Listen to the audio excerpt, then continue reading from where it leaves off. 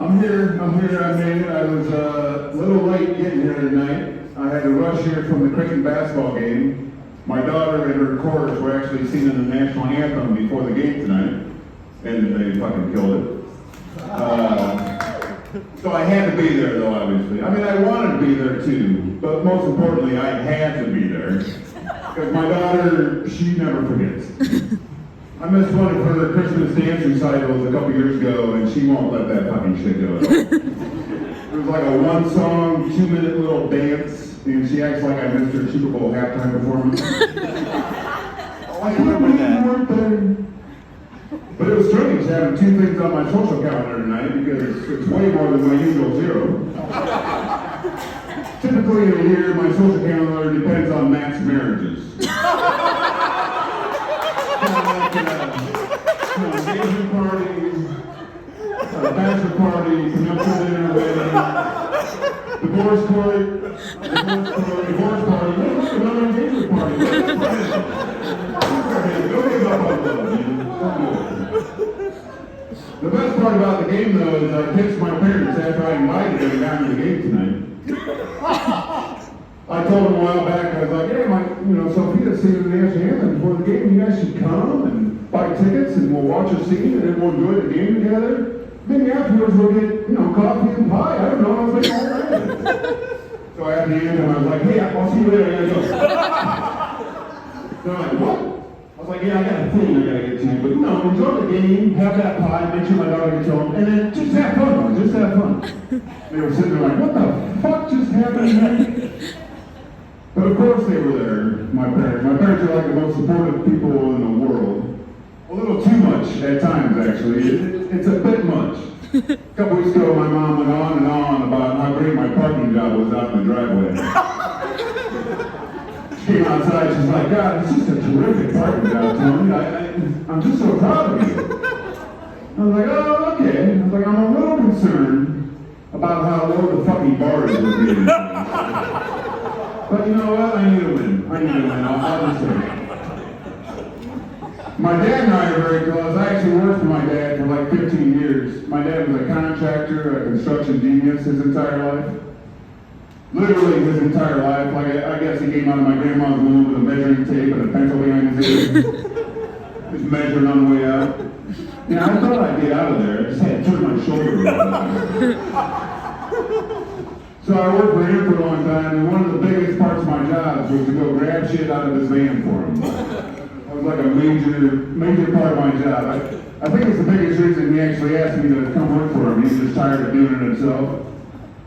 He's like, hey, you want to come work for me? And just grab shit out of my van for me. I was like, yeah, that sounds awesome. Wait, what was that last part? I don't know what I called that last part exactly.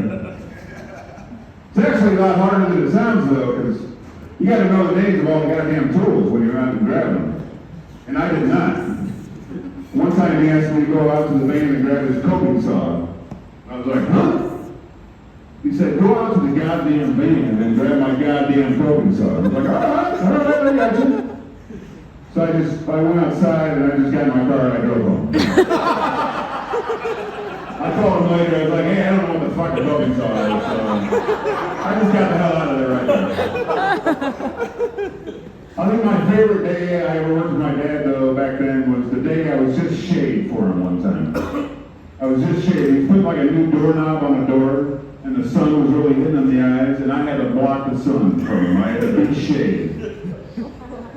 I did the job of an umbrella that day, or like a really small curtain probably would have taken care of it, actually. The sad part is I still fucked it up. Like he was yelling at me the whole time. Like, God damn it, look to the left a little bit. Put your right arm over your head and be a little taller, for Christ's sake. The guy who lived there walked out. He thought I was doing my new dance routine for my dad. It was a very proud day for me overall. And I get along with my mom really well, but there's a little bit more tension there, and it all stems from an event from when I was 9 years old. It was the day I got bit by a horse. A friend of mine, he and his family, they had a horse, and we went down to the little rich person horse park to go see his horse. We were feeding his horse some carrots, and this other asshole horse came up behind me and bit me right in the back. Like a coward, right in the back. And it was extremely painful. I was jumping up and down and screaming and crying. I went home and I told my mom, I was like, I got bit by a horse today. And she's like, what? I was like, a fucking horse bit me in the fucking back. She said, oh, dear, well, let's take a look at your back. So I took my shirt off. There was nothing there. Like a tiny little red mark in the middle of my back. It could have been a pimple. I had nothing to show for this vicious animal attack. So my mom, of course, was like, oh, did you get bit by a horse today? Is that what happened? Okay, well, why don't you lay down for a little bit and we'll see if you feel better later, okay? She walked away and I was like, she doesn't fucking believe me, does she? My own mother.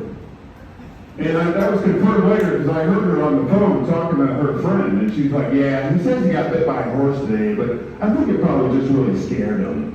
Like it probably nudged him when he wasn't expecting it. I think he just got really scared. And I was lying in bed listening to this slander, like, well, this is fucking bullshit.